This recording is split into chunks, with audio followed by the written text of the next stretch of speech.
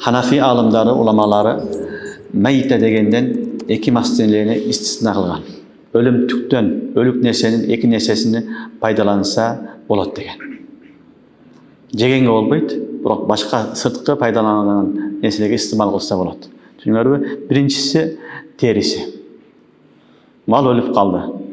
Ölüp kaldı, koyun, eşkin ölüp kaldı. Ölüp kalgan bolsa terisini alıp durup açtap koldansa bolat.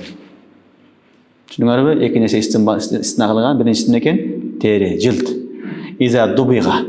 Eğer de cilt ana açtagan bolsa, ölüp kalgan maldıkını açtagandan keyin koldansa bolat. Jay namaz kılıp atasın, satıp atasın, dabirge kılıp atasın, postun kılıp kiyip atasın, çapan kılıp kiyip atasın, töşek kılıp işletip atasın, jayız. Qabla dabagattan aldın bolboyt. Ba'da dabagat jayız. Düşünüyorsunuz? Demek ölüp kalan nesiden fukaha ulamalar, Hanafi alımları iki meseleni istisna kılgan meyitten.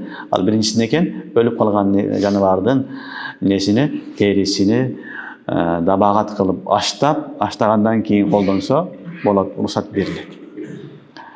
İkinci mesele ma la hayata fihi.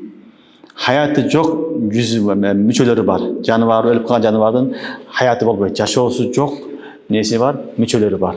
Oşol yaşoosу çok bolgan, yaşoo bolbogan yerlerinin ne kılsa bolat, paydalansa bolat. Ma la hayata fihi. Misalı cünü, ölüp kalan malın cününü, anın tügünü, oşol nesini koldansa bolat. Cününü, anın bayağı müyüzünü, anın nesini söğügünü, bularda hayat yok. Hayat yok bularda. Çünkü bularda paydalansa bolat zararçılıkta. Kur'an-ı Kerim'de Allah Subhanahu ve Taala oşol muharramatты bayandagandan keyin ahirinde ala ta'amin yat'amuhu degen kayıt koygan. Ala ta'amin yat'amuhu degenden fuqahalar, muhaddisinler, özgöçe mufassirinler aytat. Demek bu neselerde ta'am kılıp jegenge bolboyt eken, jey turgan nesesi bolboyt dep turup, jebey turgan ekin neseni fuqahalar, Hanafi alımları istisna kılıp jayız degen. Birösü terisini ölüp kalgan mal bolsa dele sıyırıp alıp terisini dabagat kılıp paydalansa bolat. Düşünüyorsunuz? İkincisi hayatı çok, yaşoo çok yerleri bolat.